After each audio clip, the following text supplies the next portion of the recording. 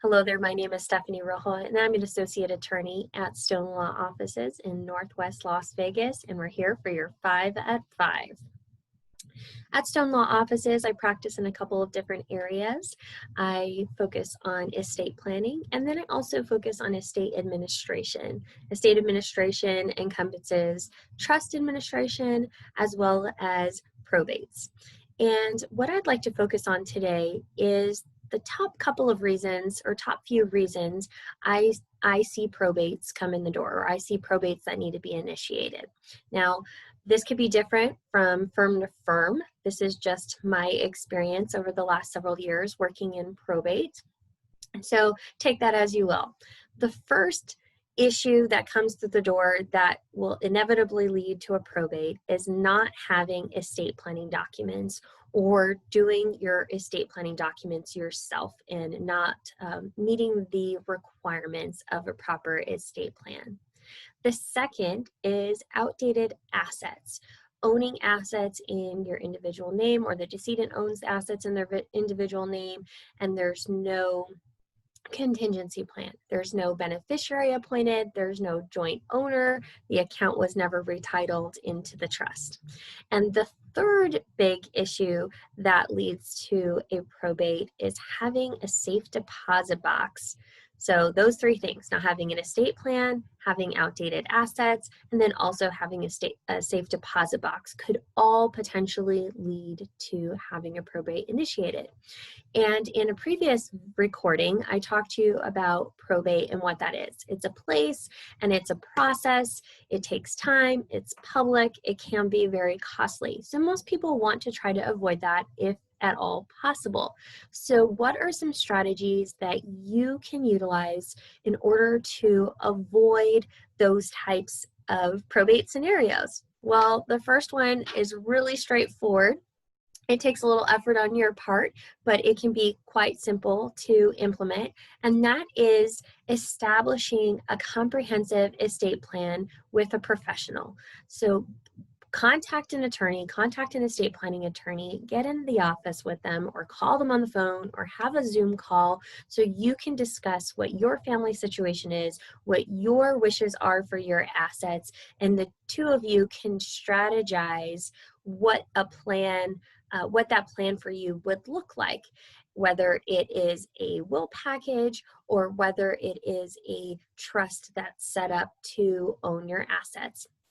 You want to make sure that you do go to a professional versus trying to do it yourself or going online and printing an inexpensive form, because there's no guarantee that you're going to do it right. There's no guarantee that that online forum is taking your particular scenarios into account or thinking about all the alternative options available to you. So I strongly encourage you to reach out to an estate planning attorney to get a professionally made plan in place. Then what you can do, or what you should do, is promptly retitle your assets. Okay, so your estate planning attorney should be walking through all of the assets that you own, and ideally they've set up a trust for you, and they will give you some very specific instructions for how to best retitle your assets into the name of the trust or identify your trust as a beneficiary of those assets. And that's going to be extremely helpful in avoiding a probate, because if your assets are owned in the trust or payable to your trust upon your passing, then there is no need for your executor or your administrator to go to the courts to deal with your assets and get your assets distributed to your beneficiaries. It's all handled under the trust in a separate private trust administration. And the next one is a biggie. And you've heard me talk a couple of times on a few videos here about getting rid of unused or unnecessary safe deposit boxes. Those things can be ticking time bombs waiting to happen, and I want you to avoid that problem for your family.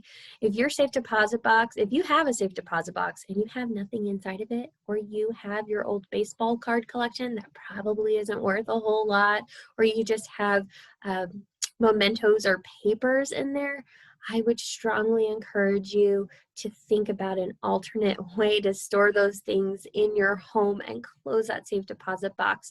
Because first of all, if you have a box, we don't know what's inside of it, and we can't just say, well, there's just papers in there. We know there's nothing of value.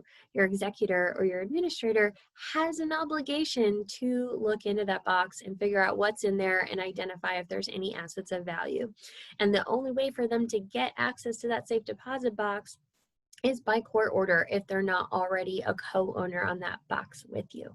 So I, once again, would strongly urge you to close out any safe deposit boxes that you're not using and are not providing a service to you right now that is giving you value, because it will be costly to get that order after you pass away in order to inventory the box and then deal with whatever is in the box.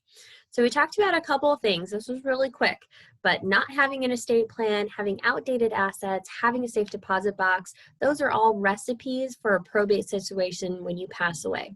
But that is completely and entirely avoidable. If you establish an estate plan, you fund your assets to your plan, you retitle your assets into the name of the trust, and you do your best to get rid of those safe deposit boxes. If you do those things, you are well on your way to avoiding a probate. Now, that's not a surefire answer to avoiding probate. So once again, I would encourage you to make an appointment with an estate planning attorney to review your current situation, to review what would happen in a fire drill. For example, if you were to pass away tomorrow, what assets are still outliers that need to be addressed. And you can have a really good understanding of what your homework is to make sure that when you pass away, there is a smooth transition to your beneficiaries outside of a probate system.